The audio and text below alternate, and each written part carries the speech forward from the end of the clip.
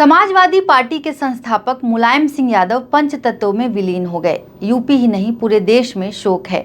बिहार से भी इसका संबंध है, ना सिर्फ इसलिए कि राज्य की सत्तारूढ़ पार्टी से जुड़े लालू परिवार से मुलायम की रिश्तेदारी थी, बल्कि लालू परिवार और मुलायम परिवार की पॉलिटिक्स एक सी है, उत्पत्ति एक सी है, निहितार्थ एक से हैं, हालात एक से हैं। मुलायम नहीं रहे, अखिलेश के हाथ में पार्टी है, लालू बीमार हैं, तेजस्वी के हाथ में पार्टी है। जी बिहार झारखंड में आज यही है खास और मैं हूं अमिता किशोर। मुलायम सिंह यादव के निधन पर बिहार सरकार ने एक दिन के राजकीय शोक का ऐलान किया।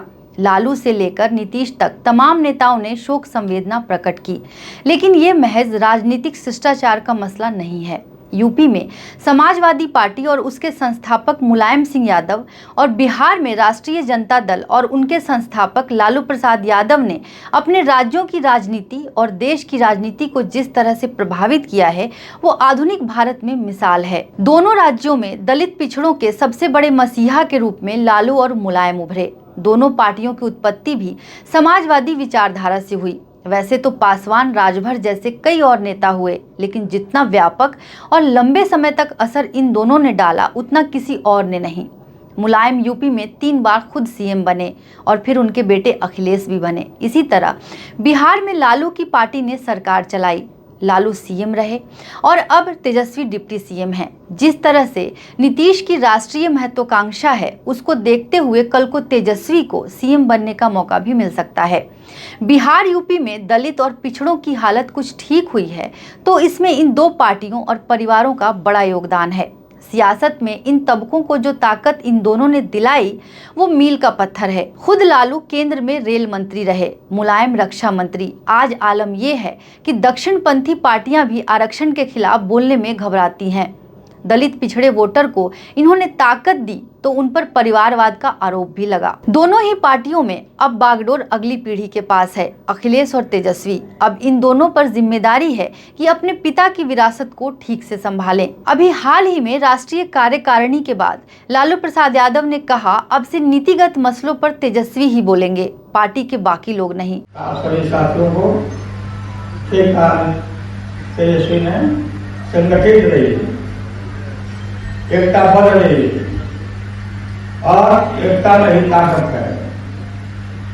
इधर उधर नहीं भागना चाहिए और कुछ भी बोलने के पहले ये संभाल करके बोलना चाहिए कि सब तेजस्वी बोलेंगे, कोई भी मान ले रहे हैं, हर आदमी नहीं बोलता।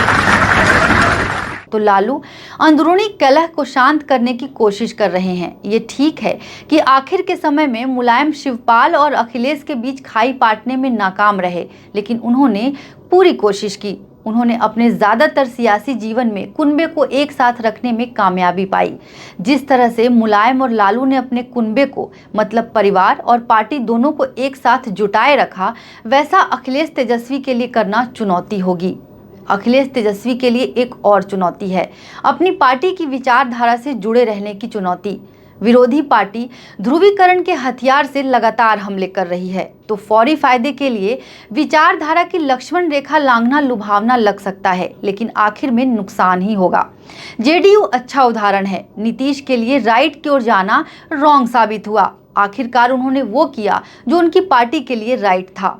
पूरी तरह कमान मिलने के बाद अखिलेश तेजस्वी ने अपनी विचारधारा का खूंटा छोड़ा तो उनके लिए भी भयंकर परिणाम होंगे, न सिर्फ पार्टी के लिए बल्कि दलित पिछड़ों के लिए भी। ये दोनों मायावती से भी सीख ले सकते हैं। मायावती सत्ता के लिए अपने कोर वोटर और कोर फलसफे से पीछे हटी तो उनका हश्र सबके सामने है। बाकी खबरों के लिए आप देखते रहिए जी बिहार झारखंड।